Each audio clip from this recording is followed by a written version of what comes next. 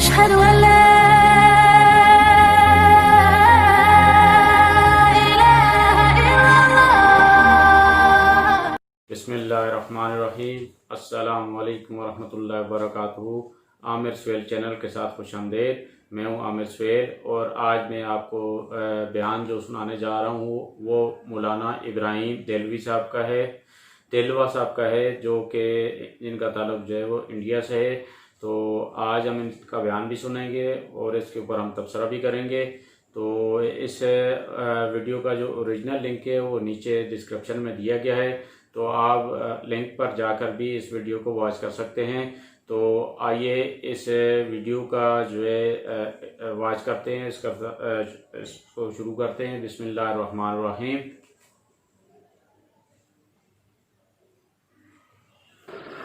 دوسرا کام شیطان کا یہ ہوتا ہے کہ وہ کام کو دوسرے وقت پر ٹالنا بتاتا ہے کہ ابھی کیا جلدی ہے، بعد میں کریں گے. یہ بھی ایک راستہ نکالتا ہے. استقامت میں رکاوٹ پڑے، ایک استقامت پوری ادا نہ ہو بلکہ وقت پر عمل نہ ہو، دوسرے وقت پر ٹالنا، یہ شیطان کا کام ہے.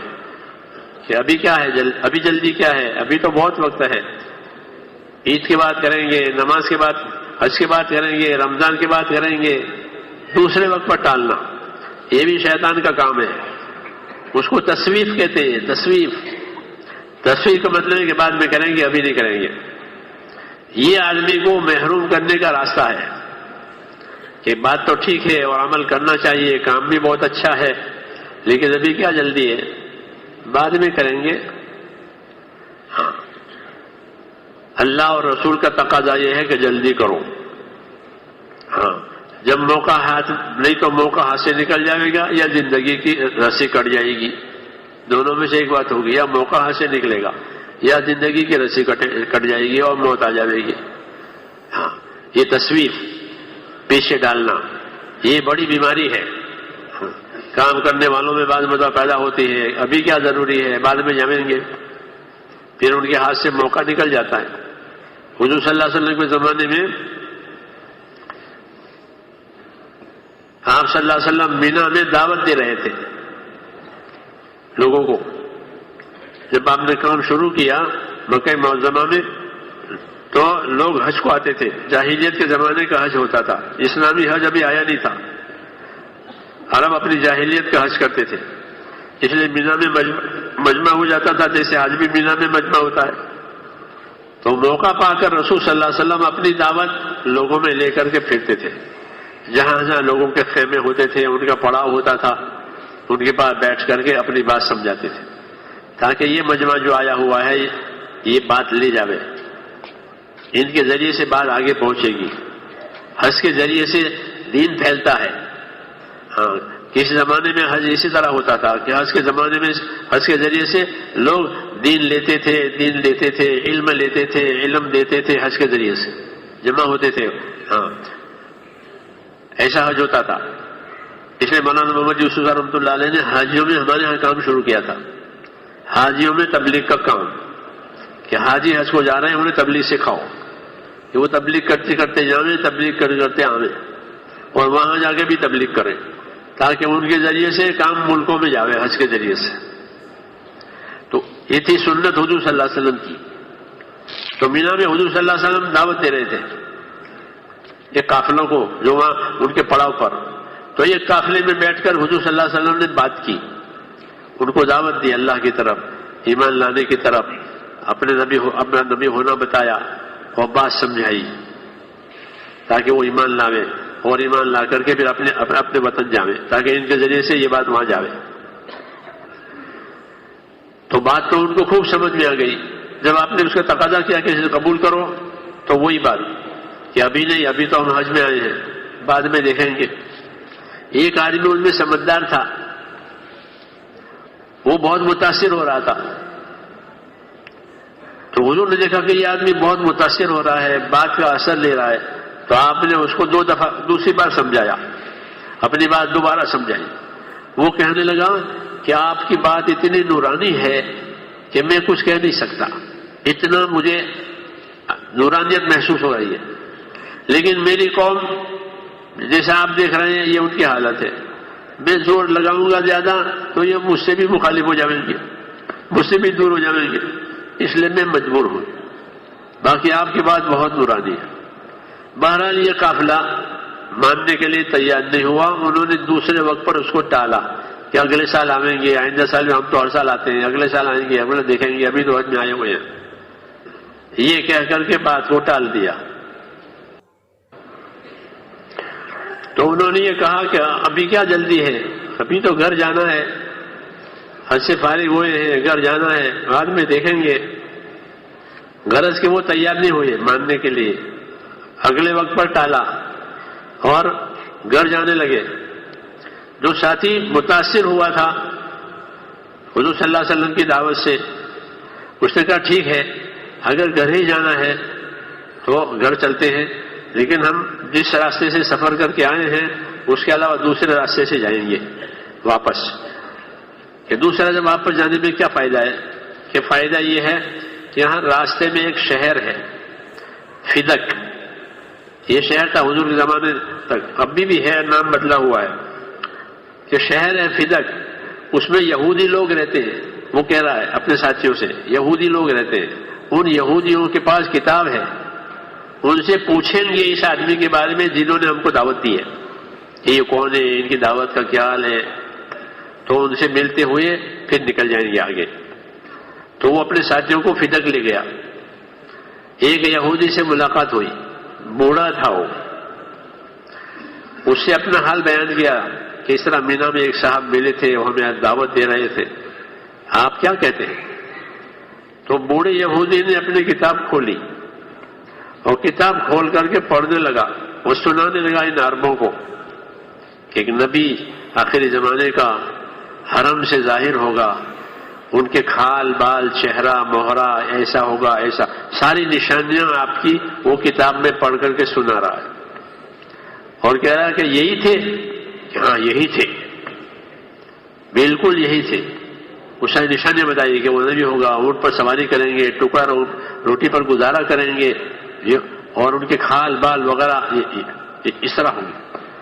اور یہ سنا کر کہا یہی کہ ہاں یہی تھے. تو وہ کہنے لگا کہ اگر یہی ہیں تو یاد رکھو یہ نبی ہے, ان کی بات قبول کر لو, ان کی بات مت ٹالو, ان کی بات قبول کر لو. تو وہ کہ دیکھو یہ بھی کہہ رہا ہے, مگر وہی کہ ابھی گھر جانا ہے. کہ یہ یہودی بھی کہہ رہا ہے کہ نبی ہے. یہودی نے بہت صاف کہا کہ دیکھو یہ نبی ہے, تم اس کی بات مانو. اور وہ کہنے لگا یہودی کہ دیکھو میری بات سنو, تمہاری عرب قوم دو حصوں میں بٹے گی آئندہ. ایک حصہ تمہاری قوم کا ایک گروپ اس نبی کو مانے گا, جس کی تابعداری کرے گا. ایک گروپ تمہاری قوم کا اس نبی سے لڑے گا. یہ آگے ہونے والا ہے, میں بتاتا ہوں تم کو. میری رائے ہے کہ لڑنے والوں کے ساتھ مت ہونا, بلکہ نبی کی تابعداری کرنے والوں کے ساتھ ہونا. یہ اور وہ کہہ رہا ہے کہ اس کی بات مانو, نبی کی بات مانو. مگر ان کو چاہیے کہ ابھی گھر جانا ہے, ابھی واپس جانا ہے. تو ان کی سمجھ میں نہیں آئی. اس یہودی نے آگے یہ بھی کہا کہ ہماری یہودی قوم جو ہے اس نبی سے حسد کرے گی, ہاں ان کی تابعداری نہیں کرے گی. پہچانتی ہے وہ, پہچاننے کے باوجود ہماری قوم اس نبی سے حسد کرے گی, اور بڑے بڑے سخت معاملے ہوں گے ہمارے اس نبی کے ساتھ. تو اتنی واضح بات آ گئی. لیکن ان کو یہی کہ ابھی گھر جانا ہے, بعد میں دیکھیں گے, آئندہ سال آئیں گے تب دیکھیں گے. چنانچہ وہ گھر چلے گئے, مانا نہیں. جب اگلے سال وقت آیا حج میں آنے کا تو کوئی حکومت تو وہاں تھی نہیں, قبائل تھے, قبیلوں کے بڑے جو کہیں وہی. تو قبیلے کے بڑے نے کہہ دیا کہ اس سال کوئی حج کو نہیں جائے گا. تو یہ سال تو یوں نکل گیا. اسی طرح ہر سال کچھ نہ کچھ رکاوٹ ان کو آتی ہی رہی, یہاں تک کہ حضور صلی اللہ علیہ وسلم نے مکی زندگی کا زمانہ پورا کر کے ہجرت فرمائی. انہیں موقع نہیں ملا. پھر ہجرت کے بھی 10 سال ہو گئے مدینہ منورہ کے, آپ کی زندگی کے 10 سال آپ, اور 10 سال پورے ہو گئے. آپ نے پھر حج کیا, وہ حج آپ کا تھا حجۃ الوداع، جبکہ آپ کی زندگی آخری تھی. جب آپ حج میں تشریف لائے تو آپ کی زندگی کے 80 یا 90 دن باقی رہ جاتے تھے. تو مدینے کی بھی 10 برس گزر گئے، انہیں موقع نہیں ملا ہے دوبارہ آنے کا. آپ نے حج کیا. جب آپ حج میں تشریف لائے تو وہ آدمی جو بہت متاثر ہوا تھا اس قافلے میں، وہ آپ سے حج میں ملا اور عرض کیا یا رسول اللہ مجھے پہچانا؟ فرمایا ہاں پہچانا. میسرہ اس کا نام تھا. یہ پہچانا میسرہ ہے. کہنے لگا یا رسول اللہ جتنے لوگ میرے ساتھ تھے قافلے میں حج کے، جب آپ سے ملاقات ہوئی تھی، آپ تشریف لائے تھے ہمارے خیمے میں، وہ قافلے کے جتنے ساتھی تھے اس عرصے میں ایک ایک کر کے سب مر گئے، ایک بھی ان کا بچہ نہیں ہے. اللہ نے میری زندگی باقی رکھی، میں بچا ہوں اور میرا بھی اسلام تاخیر سے ہو رہا ہے. چنانچہ وہ اسلام لائے، ان کی زندگی اچھی رہی. انہوں نے حضور صلی اللہ علیہ وسلم کی وفات ہو گئی 3 مہینے کے بعد، لیکن ابو بکر رضی اللہ عنہ ان کا ساتھ رہا اور اچھا رہا. یہ مثالیں ہیں تصویف کی کہ شیطان تصویف سکھاتا ہے کہ بعد میں ہوگا بعد میں ہوگا، پھر بعد میں نہیں ہوتا. ہاں، یا تو زندگی ہی ختم ہو جاتی ہے یا آدمی کے ہاتھ سے موقع ہی نکل جاتا ہے. یوں آدمی محروم رہتا ہے. تو شیطان اس راستے سے بھی آدمی کو محروم رکھتا ہے، حالات سے بھی ڈراتا ہے. ہاں، نقصان بتاوے دنیا کا کہ تمہارے حالات کیا نقصان، تو نقصان سے ڈراوے اور کبھی تصویف کے راستے سے پیچھے ڈالے. یہ سب ہتھ کنڈے شیطانی ہوتے ہیں. اس لیے اللہ اور اس کے رسول اپنے بندوں کو بشارتوں کے ساتھ چلاتے ہیں، وعدوں کے ساتھ چلاتے ہیں. رسول بشارتیں سناتے ہیں اللہ کی کہ دیکھو اللہ اگر تم نے یہ کام کر لیا اللہ تمہیں یہ دینے والے ہیں. اور اللہ تعالیٰ اپنا وعدہ دکھاتے ہیں کہ دیکھو میرا وعدہ ہے، اگر تم نے یہ کر لیا تو میرا وعدہ ہے. اور اللہ تعالیٰ اس پر تنبیہ فرماتے ہیں کہ دیکھو میرا وعدہ حق ہے. یا ایھا الناس ان وعد اللہ حق فلا تغرنکم الحیاۃ الدنیا ولا یغرنکم، کہ میرا وعدہ سچ ہے، تمہیں شیطان دھوکے میں نہ ڈالے، دنیا کے حالات تمہیں دھوکہ نہ دے. ہاں، دنیا کے حالات دھوکہ دیتے ہیں. ناگوار حالات سے گھبرا کر کے حکم چھوڑ دیا، اچھے حالات میں پھنس کر کے اللہ سے غافل ہو گیا. تو کیا تمہیں دنیا کے حالات دھوکہ نہ دے اور تمہیں شیطان دھوکے میں نہ ڈالے تصویف کے راستے سے، پیچھے ڈالنے کے راستے سے، کیونکہ اللہ کا وعدہ سچا ہے. تو اللہ تعالیٰ نے آگاہی دی ہے اس کی کہ شیطان دھوکے میں ڈال سکتا ہے حالات سے ڈرا کر کے یا تصویف کے راستے سے. اس لیے اللہ کے وعدے پر یقین کر کے اللہ تعالیٰ کا کام کیا جائے گا.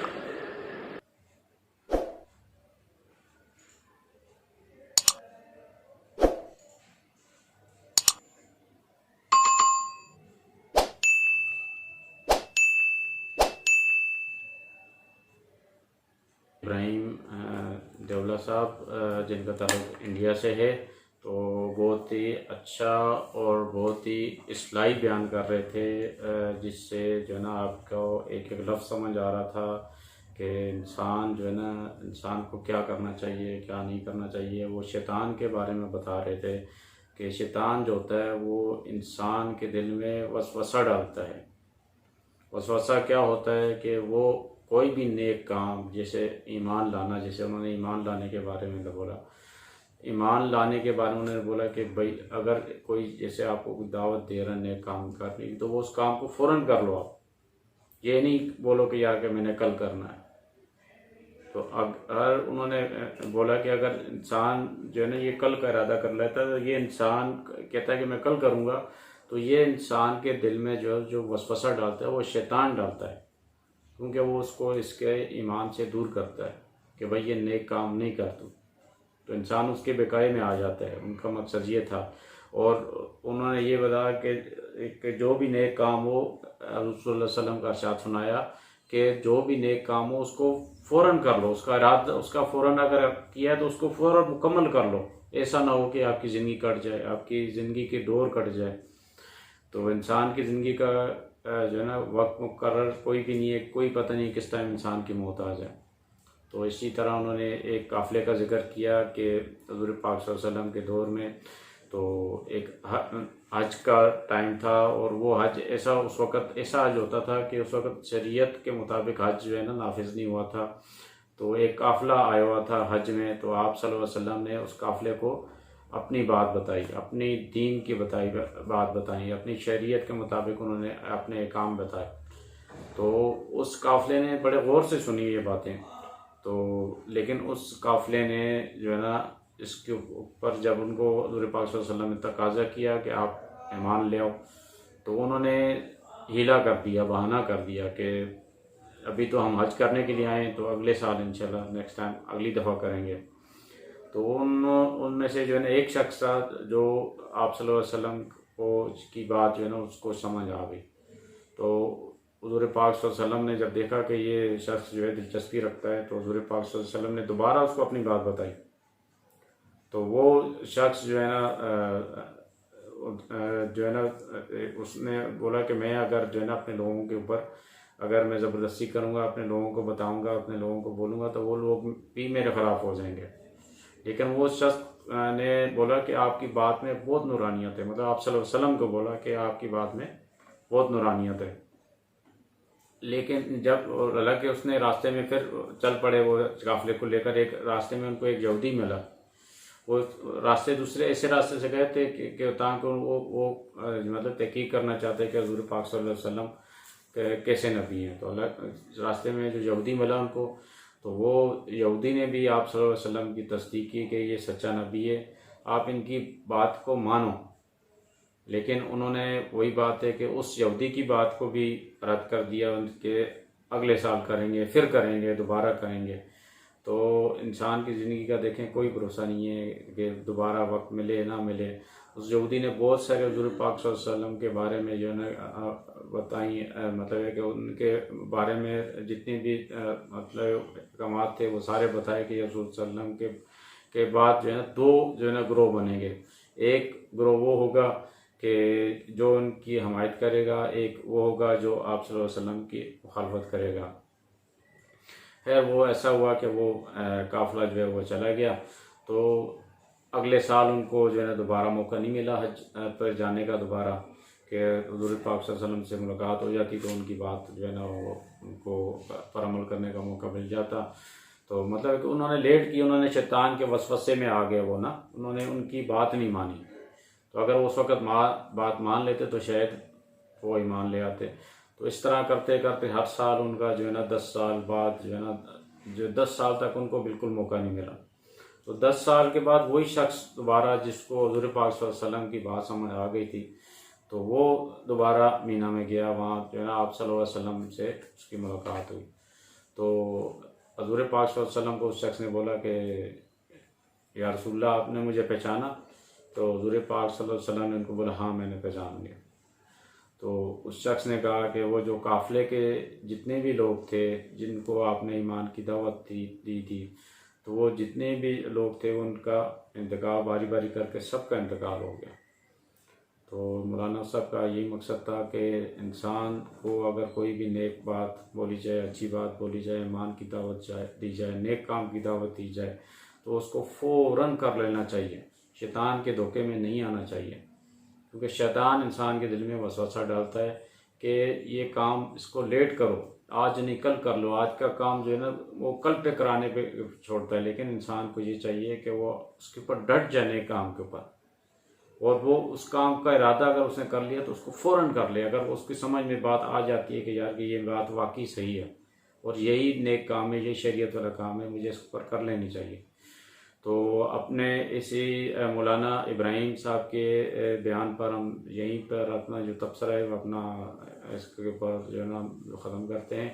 تو اس کو ختم کرنے سے پہلے میں اپنے دوستوں سے گزارش کروں گا کہ ہمارے چینل کو سبسکرائب کر لیں، لائک اور شیئر بھی ضرور کریں اپنے دوستوں سے، عزیزوں سے، کیونکہ دین کی کوئی بھی بات، نیک بات، شریعت کی بات بلانا جس سے آپ کا فائدہ ہو جائے، دوسروں کا فائدہ ہو جائے، تو اس سے جو ہے نا آپ کو بھی جو ہے نا صدقہ جاریہ کا ثواب ملے گا اور مجھے بھی ملے گا.